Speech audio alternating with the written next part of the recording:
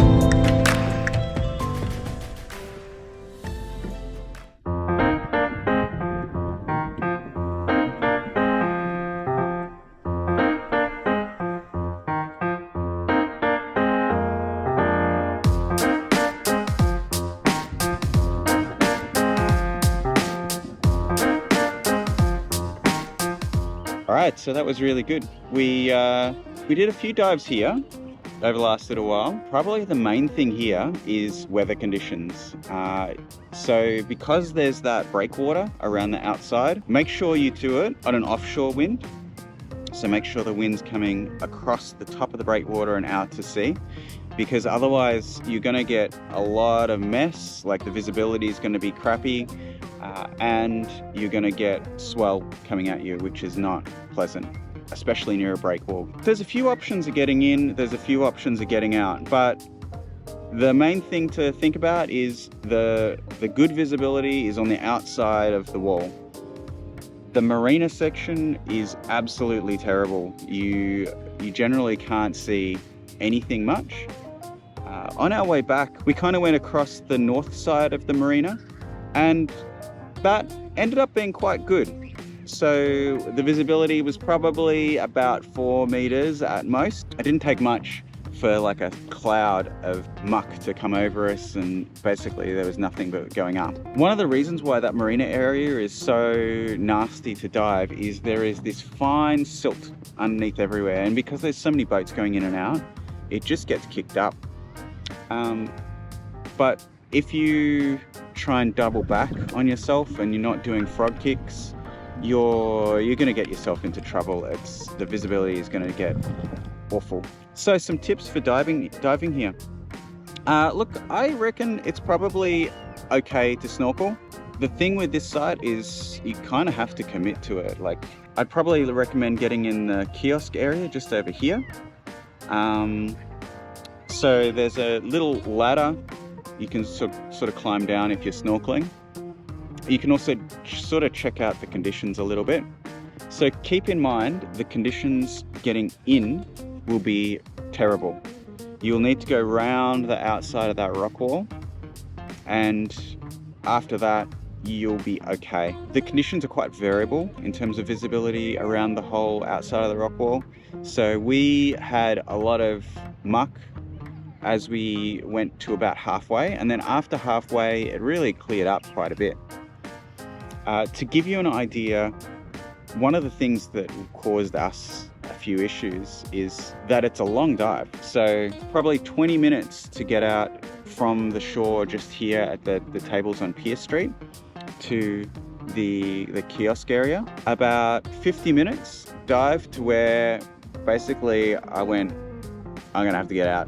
And then it was probably another 50 minutes to get back to the shoreline, and then like a walk from over here. If you are walking back along the beach, if you walk on the close to the waterline, the sand is actually really compact, so it's really quite easy to walk back. So definitely a few things to be cautious of here is visibility is a major concern. I would always take an SMB because the route back, you're going right through the boat channel where all of the boats come out of the marina. So unless you have super good visibility and can drop down to the bottom, like actually we did today, you're gonna probably have to surface swim. And if you're gonna surface swim, you probably want to have your SMB up and just be swimming along with that. What can you expect to see here? So in the marina, absolutely nothing. I would say you're gonna maybe see some stingrays. So we've seen a fiddler ray that we happened to swim straight over the top of. On the outside, we saw quite a few, I think they were bream, I'll have to check up later, and a dusky morwong, a couple of them actually. And these fish that I think are dusky morwong, they've kind of spotted, and they have the same shape. I think they're juvenile dusky morwong. Yeah, there's some quite nice reefs out there. Yeah, it's quite a different weed out the outside there, and there's a whole lot of little areas where you can sort of poke around. I kind of expected us to see some crayfish and that sort of stuff inside the rocks, but nothing. There were quite a few sea stars out there, the little sea biscuit types, and there are also a few 11 arms if you can have a look in the back. I was actually quite surprised there's not a lot of North Pacific sea stars out there, which is very good. I guess one of the really cool things here is if you want to just get in the water and go for a dive, it's actually very accessible. You can either walk up that pier or you can just jump in here. So I think jumping in here is actually pretty good. But yeah, I wouldn't expect to see a lot of stuff, but just enjoy the dive for what it is. In terms of facilities, look, I think there are showers and stuff up on the other area, but there's no showers here. But there is a toilet block just in the park over here. So if you want to head over there before you dive and then after you dive, yeah, it is paid parking along here. So if you do come down, I would probably try and head down before or after the parking.